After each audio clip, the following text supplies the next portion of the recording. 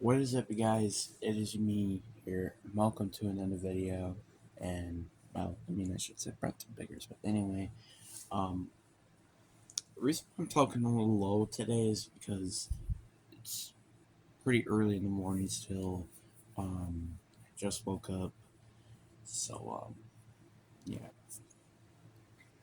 If you hear anything in the background, it might be just my dogs and stuff, so, yeah.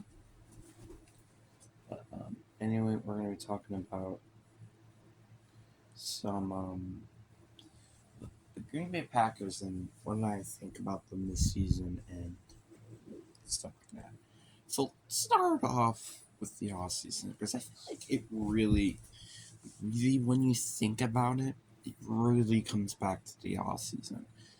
So in the off season, as everybody should know if they weren't living under a rock, Aaron Rodgers has officially been traded to the Jets, which I think was going to be about time. When I heard the news that he was taking a $35 million pay cut, I'm like, are you freaking kidding me? Like, because it was ridiculous. I'm just hoping that we get that first round pick at this point. But I'm just hoping in that matter. But I'm just hoping. But the Packers have big question marks heading into the season. And as I record this video, they just signed a veteran receiver, I think. And like Chase Crush or something. I don't know, but he's supposed to be like a veteran and stuff. But that's nice. But I kind of would rather have Sammy Watkins. Not gonna lie, but I really do think that this team has potential. It's just like it really all goes down to Jordan Love. But I'm gonna talk about that later. So in free agency, they didn't really make a ton of moves. Like, really, they really didn't.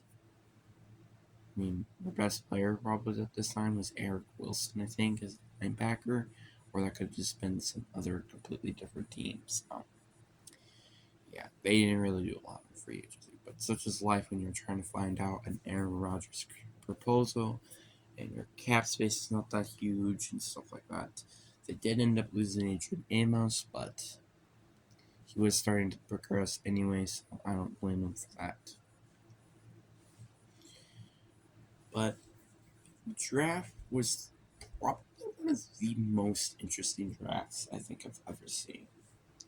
So, with the 13th pick in the draft, because instead of 15, it would be 13 because of the Aaron Rodgers trade, they actually moved up in the draft because of it. So, with this pick, they had gone and select quarterback product. I mean, not quarterback product, defensive lineman Lucas Van Ness. Now, to me, if you looked at my reaction, I was not a big fan of this pick at all. I was super disappointed with this pick. I was extremely frustrated, and I kind of had a lot of feelings, but it surprise is definitely not one of them. I know, like, technically on a scale, I would say he's like a top 20, top 10 prospect in this draft, I think. But he just wasn't, I think, the right player that we needed. I mean, think about it. Yeah, I know during the offseason, we did cut ties with Preston Smith and Rashawn Gary. Could be moved into interior defensive line if necessary. or DN, as well as Preston Smith. But I think this pick was more a long-term pick rather than a short-term pick, which was a very interesting idea. I mean, on the one hand, I think it makes sense just in case Jordan Love is bad. But on the other hand, it also doesn't make any sense. So, yeah. But if you want a more review about this, go look at Tom Grossi's video, because that is definitely a more polished video, if you know what I mean. But this is a more, just in my opinion, a type of video. And then with their next picks, they used them a lot on receiver. And receiver is definitely was a need after all. I mean, Christian Watson was good. Herman Dobbs has potential if he could just stay healthy. I mean, same thing with Christian Watson, I guess. But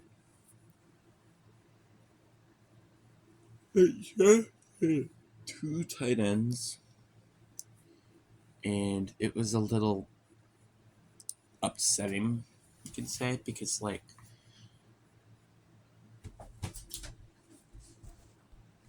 that they decided to draft two tight ends, two wide receivers, I think, because we should have probably been doing this before, and we could have prevented this from happening. I mean, technically, we could also prevent this from happening if we actually end up getting Devontae Adams, but I mean, he didn't want him to play with the Raiders, so I don't blame him. But, it's just like a mixed bag of terrible quality. And then now we're here. Question marks pretty much all over the offense except the running back core, and questions at safety and edge rushers, and pretty much almost the entire front seven except linebacker.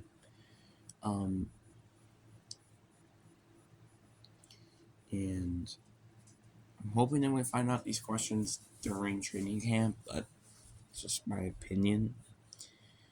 But do I really see every team in the game? I'm sorry. Do I really see this team probably being good?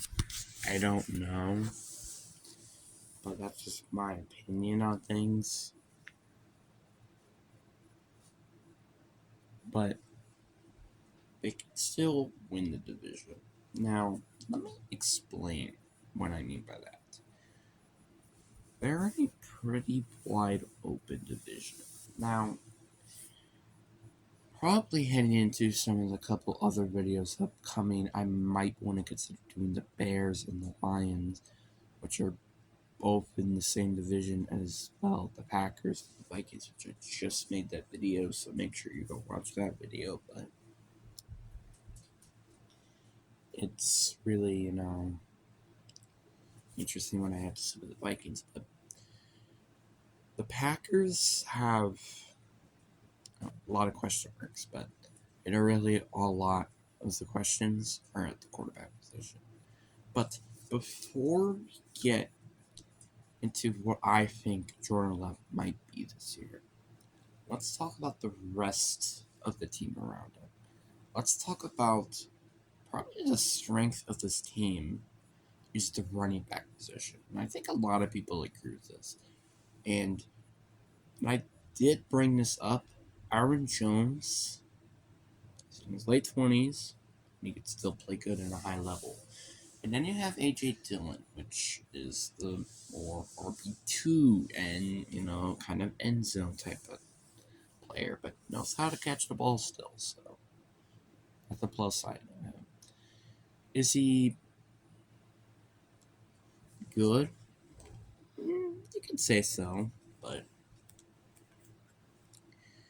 we will only have to find out heading into the season whether this running back core can carry the development of Jordan Love.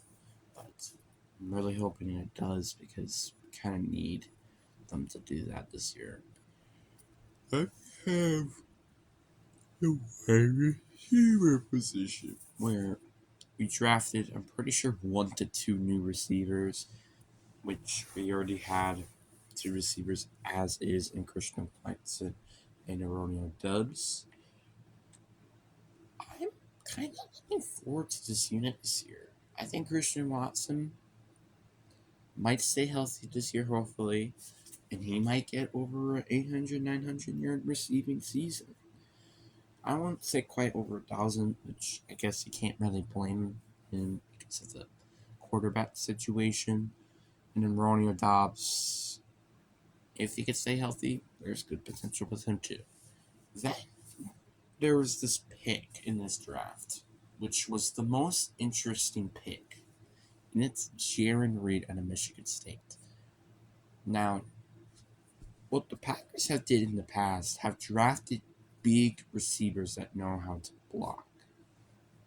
I mean, take a look at like Christian Watson is 6'4", Devontae Adams is 6'4", Jordan Nelson was 6'3".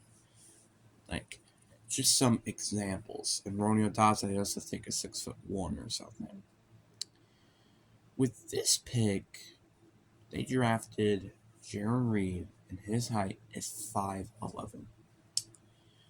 And it was very interesting during the time because, again, they are usually drafting big receivers, not small ones like him.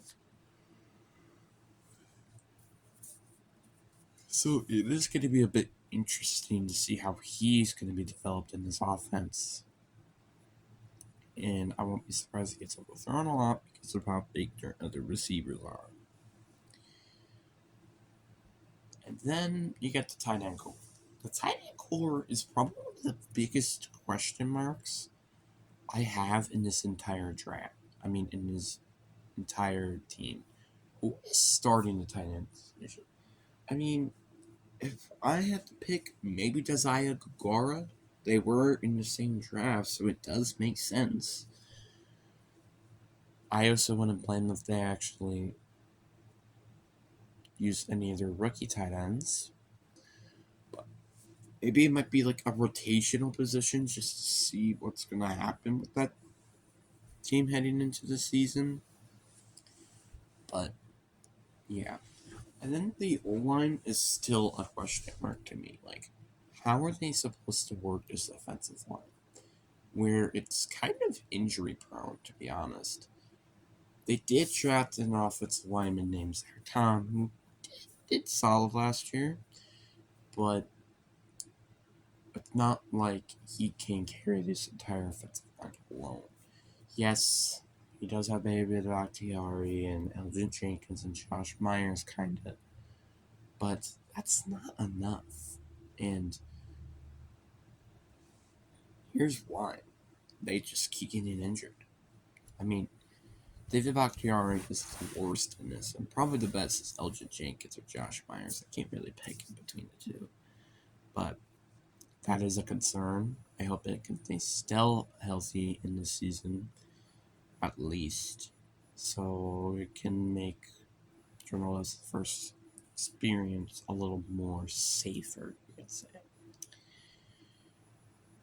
And then you have the defense. We're going to start off with the defensive line and what I think they should do. So, D tackle is very odd. I mean, outside of like Kenny Clark, there's not really anybody there. That's why I could say like as like a left end and a 3-4, you could have Gary there, and maybe even Preston Smith, and then have Lucas Van Ness get in there. But I feel like that might be more of a next year type of thing rather than a this year. Because I just want to see everybody on the field at once, and that would be really nice. And also, that would also wouldn't help because we have Devontae Wyatt, so maybe keeping Preston Smith or Rashawn Gary at edge, or both, and let Devontae Wyatt get more playing time, and let Lucas Van Ness see what he could do with a limited time. that can definitely work. That can definitely work. Linebacker, I'm kind of just gonna skip because like there's nothing really to talk about. It's the same thing, and Frondre Campbell is pretty decent to be honest with you. But then they got the corner core, which I think is pretty good when healthy. Trevor, I think this is an underrated opinion, but top three corner in the game. And I think it makes sense because Justin Jefferson only got one reception in that entire game. In the last game. And then you also have players like Rasul Douglas, who might be moving to safety, which that would be a bit of a question mark. And then you have Eric Stokes, which, if he just stay healthy, I think he's solid corner. Definitely, I think could be a CB2, but not a CB1. So that's just something. But then we got the safety position. If Rasul Douglas does move there, there's still a hole at safety. Now you're like, wait, don't they have Darnell Savage? He's not that integrably good. Darnell Savage, at best, I guess, he is a decent safety, but decent cannot carry this entire safety core. And they didn't really do a lot to address this position heading into the off seasons. Well, in the off season, so that's going to be really odd. But that's what this team kind of looks like as is. Their defense can easily be a top 10 if it clicks like it did last year. But it really goes down to the quarterback for the offense and defense kind of as well. And to me, I think he's going to be decent. I think this is probably a thing that I think a lot of people agree with me. Like, I feel like he's going to be mid in his first year. Not terrible, also not great. And such is life when you're learning behind Aaron Rodgers. I mean, we've seen in the past that Aaron Rodgers and Brett Favre, like Aaron Rodgers, after like 2-3 years after finally getting the starting role, he won a Super Bowl. Would that be the same thing with Jordan Love? I don't see that happening, but it definitely could be. But all in all, this is a pretty more, like I said, mediocre type of team that is more in the middle of like the entire ranking out of all the teams, in my opinion. But anyway, hope you guys enjoyed this video. Peace.